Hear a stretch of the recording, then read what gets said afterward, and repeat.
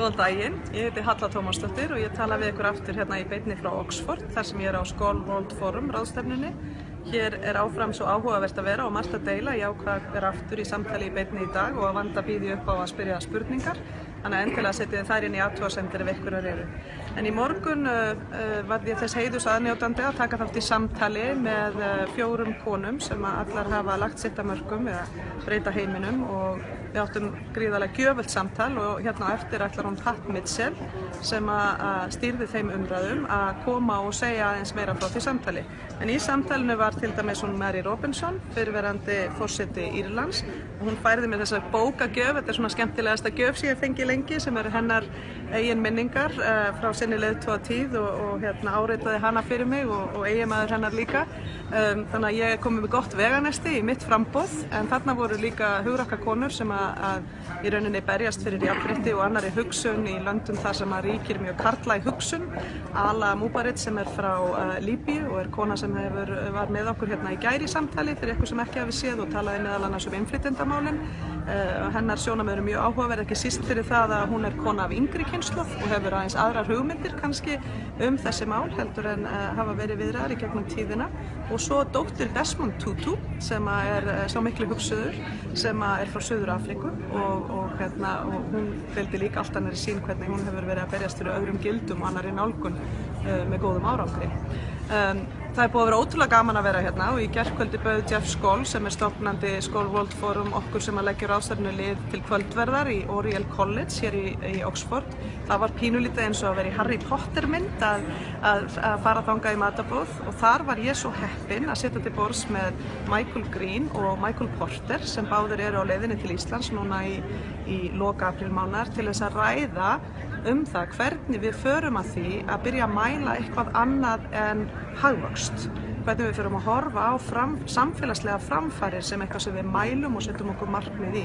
Þetta er mjög merkileg vinna og mikilvæg vinna held ég í að leiða þær umbreytingar sem heimurinn er að bíða eftir. Og ég ákvað bara að biðja Michael Green, af því að Michael Porter er farinn núna, til að koma hérna í stutt spjall og segja okkur aðeins meira frá því. Þannig að hann er hérna með mér í dag, gestur í dag. Michael, hello, nice to be with you. Thank you for joining me. I just told Icelanders how much I enjoyed our dinner conversation last night. That's correct. And that you and Michael Porter are coming to Iceland. Could you share with us this idea of how we can go beyond measuring just GDP and look at social progress as something of value, please? I mean, if you ask the question about what's a good society, what's a successful country these days, the answer is always GDP. But we know that's broken. We know that GDP is not a great measure of how our societies are doing. GDP thinks that building bombs and prisons is progress. GDP goes up when we have earthquakes. There's so much wrong with GDP. So we've created this social progress index as a different way to look at our societies, measured in terms of the real things that matter to real people. Have I got enough to eat? Have I got clean water? Can I get a decent education? Is my health good? Can I live the life I want? And so it's just a different lens of looking at the world. It's about the real things that matter to real people. So that's the index we've created, and we're going to be bringing a whole group of international experts to Reykjavik, to the Harper Centre on the 28th of April, to really just talk about how we can get more social progress. We've got people coming from Rwanda, from Costa Rica, from Spain, from all around the world, talking about what works in building better societies. And we're just really excited that we can do that in Iceland and really create a great event for change makers, social activists in Iceland to really learn from the best change makers in the world. Fantastic. Thank you, Michael, for sharing with us your vision. Maybe one last question. Everybody's been following the news in Iceland as of late.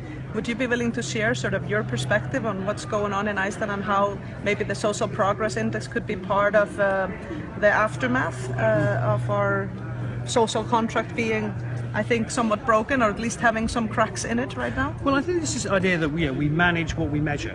And if we measure our success in GDP, then we're going to be pursuing policies and institutions and ideas that are all about financial success. If we measure our societies in terms of these social things, the environmental sustainability, then we'll make different choices. And that seems to be the really important way that measurement can drive change in building the real societies that we want. Thank you. We are looking forward to welcoming you and seeing you all in Iceland. Looking forward to seeing you and everyone everyone else today. It's been an absolute pleasure. I'll see you later. Thanks, Halla. Thank Bye. you. Bye, Michael. Ég að hingra aðeins eftir henni Pat Micheal sem ætlaði að koma til okkar hérna og hún held ég akkurat að koma núna, þannig að Pat, please join us. So we are live to Iceland. And Hello, Iceland. we are lucky to have a real friend of Iceland. Pat was with us last year when we had the V conference and spoke about the importance of closing the gender gap and Iceland's leadership in that. Right. Pat was previously the president of PBS some years ago, is now the chairman of Sundance, and Sundance has a pretty strong presence here at the Skoll Forum.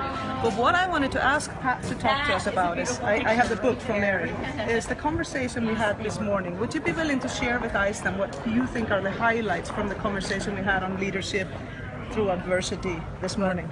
We're very pleased to have you in that conversation, Halla, because if there's any country in the world that we look to actually to define leadership, and in particular the importance of the leadership of women and a more balanced approach to leadership overall, it's Iceland. I mean, you were the first to elect a woman president, and you have broken so many barriers for women in creating a more equitable world.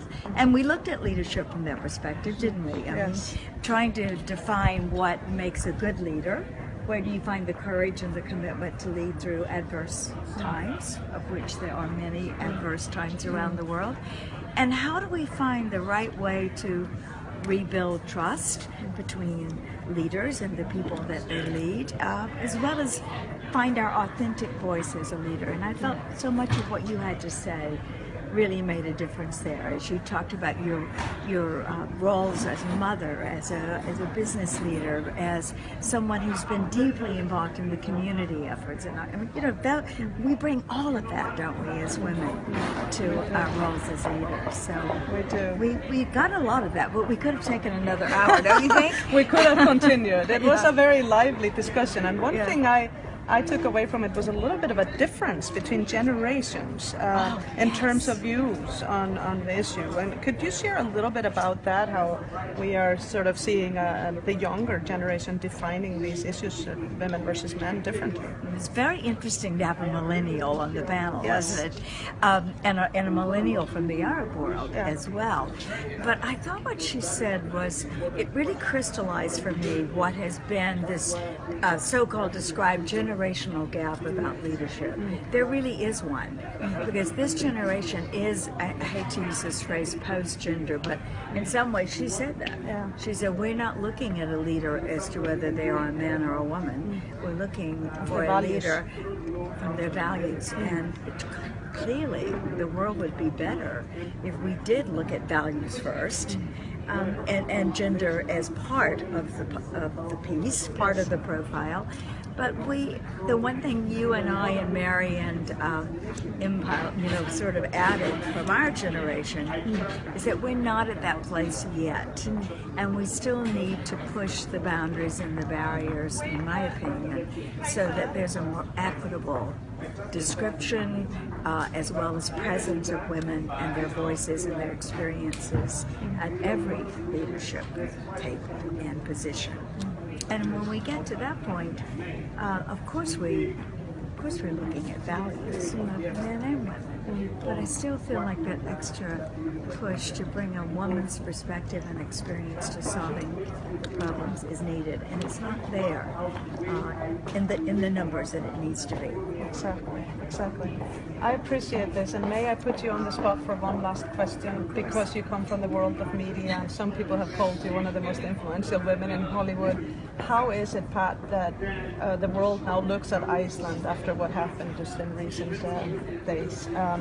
and talk about us a lot. And I think many people in Iceland feel like, oh, we're at the center of some kind of an embarrassing scandal in the world. But I've heard quite a contrarian view here.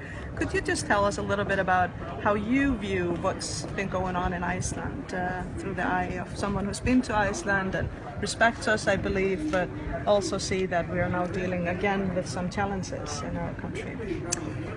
You know, I look to Iceland as really the best example that I have visited personally and experienced personally as a country that truly does have, it is the best place to be a woman, in my opinion, because you have enacted the policies and put the positions and policies and laws in place that provide for a more gender equitable world, including your education system. But power still, you know, corrupts from time to time, and there are still men and women who abuse power and who take advantage of situations. So when it happens in a country that is as free of scandal or as free of corruption as Iceland's history proves it to be, I think the press probably overplays the story a bit. They see it as an opportunity to criticize or to point to where you see even in that society there can be problems. And probably a good note to everyone that we have to be alert. We have to judge leaders on those deep, authentic values and expect them to be in place and hold them to that standard. Yeah. But Iceland's created a standard, in my opinion, for women and men that is an example to the world. And I don't think this current disturbance is going to change that opinion of Iceland because there's so many other leaders like yourself who are on the global stage, who speak for the values of the society, who speak for the history and the legacy and the future of this country, your country. I'm quite confident that Good to know. that there isn't any one single thing that could disrupt the reputation that Iceland has built as being a country that models the way forward really for a lot of the rest of the world. That's fantastic. Thank you so much for being here, Pat, and thank you for a wonderful conversation this morning. Always a pleasure. You too. Always a pleasure. Thank you. Thank you. I'll talk with you soon. I'll wrap up in Icelandic now. Jæja, ég ætla bara að spyrja hvort það séu einhverjar spurningar. Ef að svo þá ætla ég að biðja aðstoðarmann minn að láta mig vita. Ég veit að það var spurning sem ég náði ekki að svara í gær, því hún barst eftir að ég hafði lokið spjallinu. Það smá svona töf í því þegar þið setið inn spurningar og þangað til ég sé þar með þessari nýju tækni. Þannig að ég svaraði þeirri spurningu á vefnum, en ég var spurð að því að ég deildi hérna í gær sögunni frá Hewlett-Packard sem hefur lagt sig fram sem samfélagslega ábyrga nálgun að kenna fólki frumkvöðlamál, eða kenna fólki hvernig þú getur orðið árangursríkur frumkvöðl. Og þeir hafa búið til námsbraut þar sem að þeir gefa frumkvöðlum kost á því að ná sér í fría menntun á því sviði. Og ég var spurð að því hvort að ég sæi fyrir mér sem forseti og að Ísland að við gætum gert meira af þessu svona samstarfi bæði kannski við fyrirtæki heima en líka við alþjóðlega aðila til þess að ýta undir sköpun og frumkvæði í okkar samfélagi. Og svar mitt við því mjög einfalt já. Ég vil beita mér fyrir þessu samstarfi sem forseti og að því nú þegar að hjálpa frumkvöðlum á Íslandi að tengjast heiminum og að finna leiðir til þess að vinna saman því að þetta lítill heimur þegar fólk fer að tengja og möguleikarnir okkar eru mjög stórir ef við virkjum frumkvæði og kraft þjóðarinnar til þess að búa til störf og til að leysa samfélagsleg vandamál og áskoranir sem við stöndum frammi fyrir, sem það sem frumkvöðlarnir hérna á Skoll að gera. Núna í eftirmiddaginn erum við til dæmis að fara að fá að heyra sögur frá frumkvöðlum sem koma alls staðar að sem að leysa raunveruleg vandamál hver í sínu heimalandi og verðlaunaafhending fyrir þá sem hafa skarað fram úr í því hérna í eftirmiddaginn og ég hlakka til að deila í framhaldinu með ykkur sögum af þeim. Erum við með aðrar spurningar? Ekki fleiri spurningar, en það var útsendingin kannski ekki skipuleg núna, en þið haldið áfram að senda mér þær spurningar sem berast á vefnum eða í engaskilaboðum og ég geri mitt besta til að svara. Ég vona að það sé lærdómsríkt að fá að heyra í fólki sem að sér okkur Íslendinga annars staðar frá og sumir sem hafa komið til eða að koma til Íslands og leggja okkur lið. Ég trúi að með því að tengja gott fólk saman að þá sé hægt að búa til þá framtíð og það samfélag sem við Íslendingar viljum, byggt á þeim grunngildum sem þjóðin sammála og þegar við gerum það þá eru bara okkur allir vegir færir. Takk fyrir í dag.